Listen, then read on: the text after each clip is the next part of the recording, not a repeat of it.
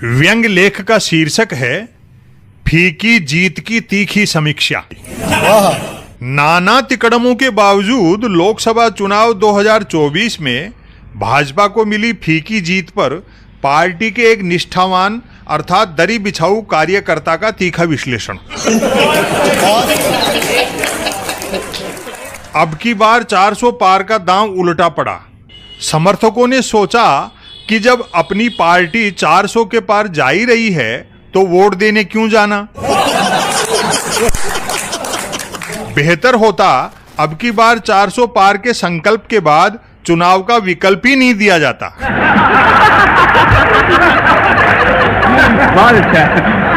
भाजपाई cyber योद्धा कर्तव्य विमुख रहे। सोशल मीडिया के माध्यम से शत्रुओं को भ्रमित करने के लिए दी गई डाटा मनी उन्होंने आईपीएल के मैच देखने और वीडियो गेम खेलने पर उड़ाई।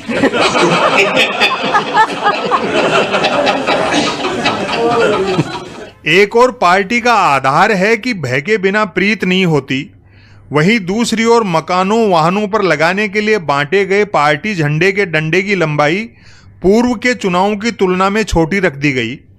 दुष्परिणाम यह निकला कि दुश्मन डरे कम हंसे ज्यादा।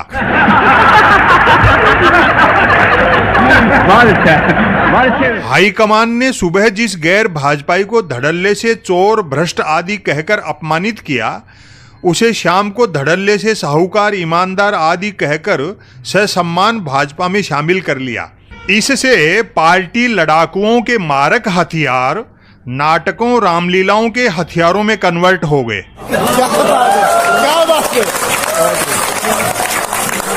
हमारे पार्टी प्रायोजित अंधाधुंध हनुमान चालीसा पाठों से हनुमान जी भक्ति और राजनीति का भेद ताड़ गए और उन्होंने हमारी पार्टी ही की लंका लगा दी।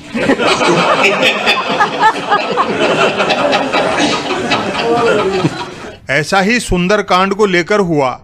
जब जब जहां जहां हमारे लोगों ने सुंदर कांड गाया, तब तब वहां वहां कांड से सुंदर अलग रहा।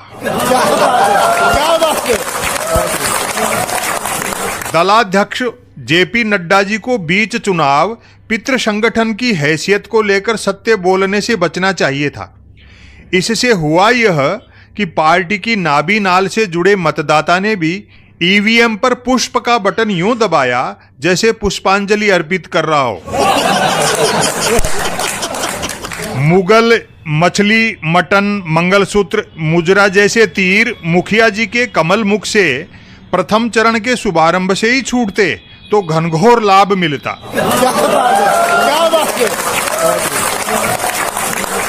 उपरोक्त जयकारी शब्दावली जब काम में ली गई, तब तक इतनी देर हो चुकी थी कि हमारा कोर वोटर भी विपक्ष के महंगाई बेरोजगारी जैसे निरर्थक मुद्दों में उलझ चुका था।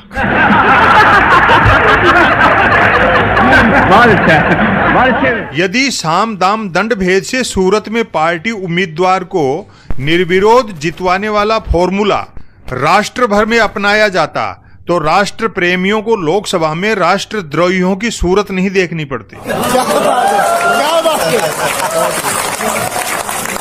इलेक्ट्रोल बॉन्ड पर आए न्यायिक निर्णय की काट में हमारे थिंक टैंकों को कोई ऐसी तिकड़म तुरंत खोजनी चाहिए कि आर्यावर्त में गुप्तदान की पवित्र परंपरा अक्षुण्ण रह सके। भले ही जेडीयू और टीडीपी के सहारे सत्ता मिल गई है, पर अमेठी से स्मृति ईरानी जी की पराजय से सास बहू टाइप सीरियलों में रुचि रखने वाले दर्शक अब लोकसभा टीवी से सदा के लिए आंखें फेर लेंगे। ये नुकसान हार से भी बड़ा हुआ।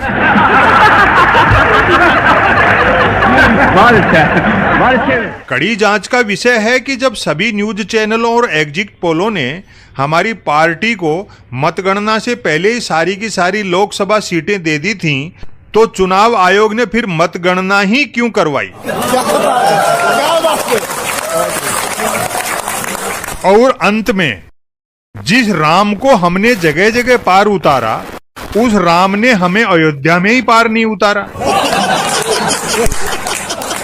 मेरे ख्याल से जैसे ही पार्टी ने मेरठ सीट से रामानंद सागर कृत रामायण धारावाहिक में राम बने अरुण गोविल को उम्मीदवार घोषित किया, राम आएंगे वाला कीर्तन बैकफायर कर गया। बहुत अच्छा है।